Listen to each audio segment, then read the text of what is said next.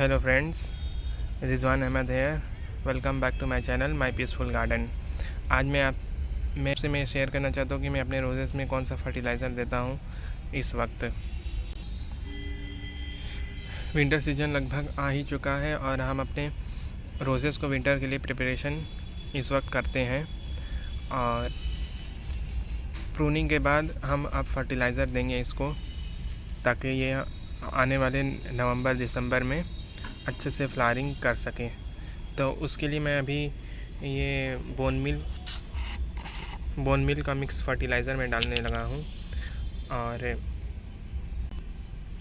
ये organic mix fertiliser है और ये रोजेस के लिए बहुत बेहतर होती है। बाकी हिबिस्कस और बाकी फ्लावरिंग प्लांट्स के लिए भी अच्छा होता है और इसमें सारी चीज़ मिक्स है, तो हमको कुछ मिलाना नहीं पड़ता। इसमें बोन मिल, हॉर्न मिल और ब्लड मिल, इसके अलावा आप एसएसपी यानी सिंगल सुपर फॉस्फेट और डीएपी यानी डाई अमोनियम फॉस्फेट, ये सारी चीज़ें एक ही फर्टिलाइज़र में मिक्स है। मैं इसे हर साल यूज़ करता हूँ और इसका रिज़ल्ट भी बहुत बेहतर है। तो मैं आपसे दिखाऊंगा कि किस तरह से इसको अपने पॉट में। तो चलिए मैं आपसे इस मेथड दिखाता हूँ कि किस तरह से आपको ये करना है। सबसे पहले मिट्टी आपकी बहुत ज़्यादा गीली नहीं रहनी चाहिए, इस तरह से सूखी रहनी चाहिए। गीली मिट्टी में आपको फर्टिलाइज़र मिक्स करने में दिक्कत होती है, तो इसलिए आप इस तरह की मिट्टी सुखा लें। इस तरह की मिट्टी मॉइस्चर रहे तो आप इजीली मिक्स कर लेंगे। सबसे पहले आपको इस तरह से गुड़ाई करनी होगी, साइड से आप गुड़ाई कर लें।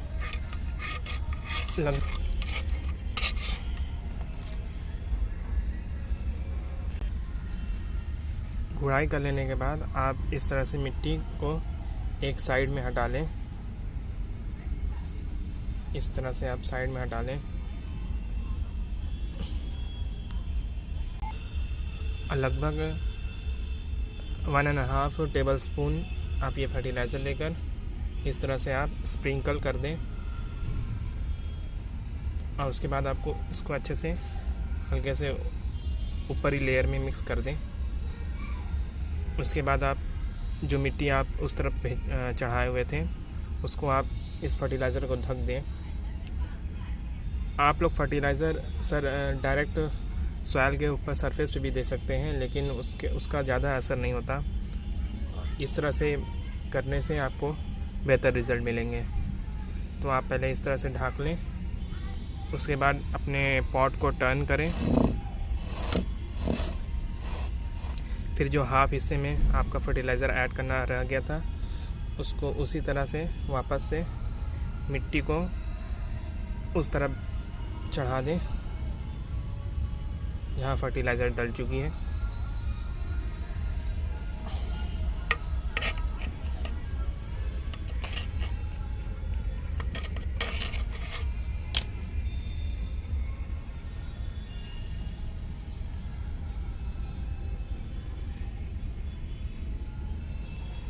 उसी तरह आप सेम मेथड से आप लगभग 1.5 टेबल स्पून के करीब फिर से इस साइड में स्प्रिंकल कर दें और वापस से ढक दें। उसके बाद आप हल्की सी इसमें वाटरिंग कर दें। तो बस ये इसी तरह से आपको फर्टिलाइज़र ऐड करने हैं अपने रोजेस में। इस तरह से आपको बेहतर रिज़ल्ट मिलेगा। आप ये फर्टिलाइज़र का रिपीटेशन आप हर मंथ में आप डाल सकते हैं। बहुत फ्रीक्वेंसी आप ना डालें, क्योंकि ये फर्टिलाइज़र थोड़ा स्लो रिलीजिंग फर्टिलाइज़र है, तो हमारा 1 महीना के लिए काफ़ी है। तो एवरी मंथ मैं इसको फर्टिलाइज़ करूँगा अपने रोज़ेस को इस तरह से। तो चलिए मैं अपने बाकी के जितने भी रोज़ेस हैं मेरे सारे प्लांट्स में मैं डाल लूँ, तो आपसे मैं मिलता हूँ।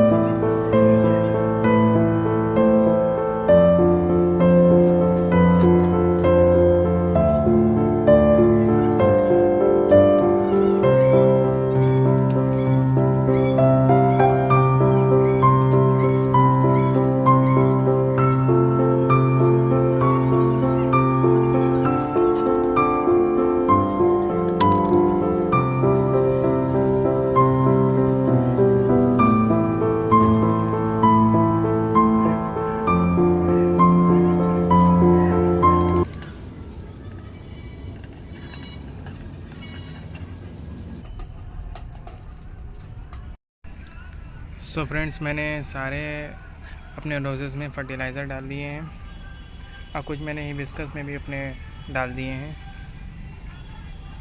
इसके बाद आपको इसको अच्छे से वाटरिंग कर देनी है और बस आप बीच बीच में और भी अपना मस्टर्ड केक का लिक्विड फर्टिलाइज़र भी आप वक्त वक्त पर देते रहें। और अगर आपके पास NPK 19-19-19 है तो उसकी फोलियर एप्लीकेशन भी करें और उसको रूट्स में भी दें। उसका अमाउंट आप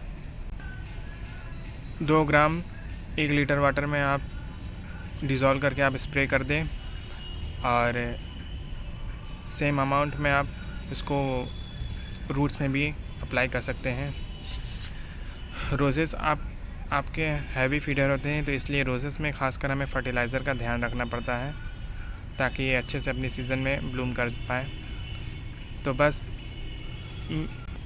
आप लोगों से मुझे यही शेयर करनी थी कि मैं अपने लाइक्स एंड सब्सक्राइब ज़रूर कीजिएगा। और अगर आपको कोई भी क्वेश्चंस पूछने हैं तो आप अपने क्वेश्चंस आप कमेंट सेक्शन में डाल दें।